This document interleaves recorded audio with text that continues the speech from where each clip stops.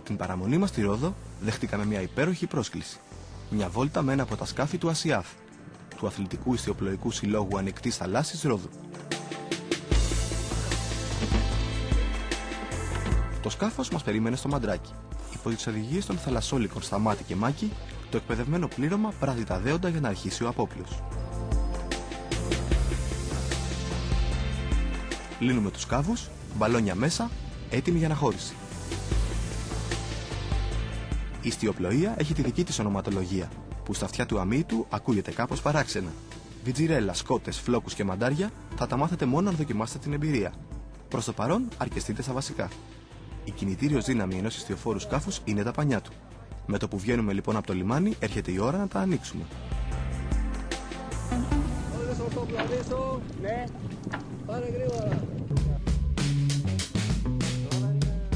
Η διαδικασία απαιτεί σωστό συντονισμό και ταχύτητα στην εκτέλεση των εντολών. Ο καπετάνιος είναι ένας. Πρώτα ανοίγουμε τη μαΐστρα. Σειρά έχει Τζένοα. Τριμάρουμε τα πανιά και ξεκινάμε την πλαγιοδρομία.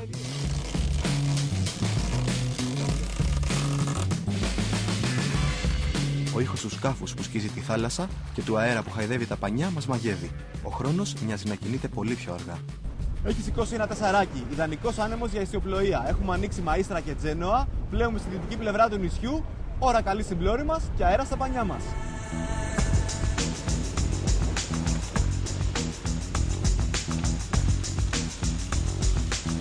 Ιστιοπλοεία, αυτή που οι πρόγονοί μας κατήχαν, ερχόμαστε εμείς σήμερα με πιο μοντέρνα μέσα να μπορέσουμε να δαμάσουμε κι εμείς μέσα από αυτές τις περιπέτειες της θάλασσας τον άνεμο, τον ήλιο και τη θάλασσα.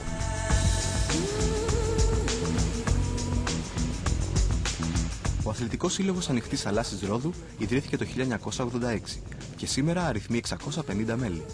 Η δραστηριότητά του είναι τόσο εκπαιδευτική όσο και αγωνιστική. Στην εκπαιδευτική δραστηριότητα εμείς διοικούμε μία σχολή αρχαρίων το έτος και κάθε 3 χρόνια ένα τμήμα αγωνιστικής ιστιοπλοείας. Διοργανώνουμε και 3 διεθνείς αγώνες.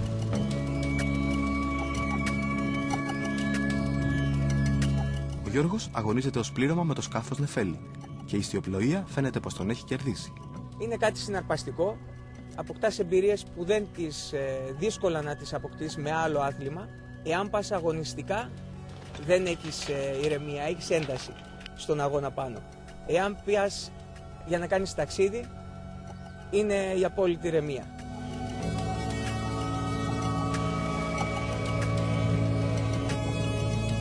Ουσιαστικά παίρνω μέρος σε όλους τους αγώνες, δεν έχω χάσει μέχρι τώρα κανέναν. Ποιοι είναι καλύτεροι ναυτικοί, οι άντρες ή οι γυναίκες? Οι άντρες πιστεύουν ότι είναι οι καλύτεροι από τις γυναίκες. Εμείς προσπαθούμε να τους αποδείξουμε το αντίθετο. Απλά να μην ξεχνάμε ότι η θάλασσα είναι η γυναίκα. Και τι γυναίκα!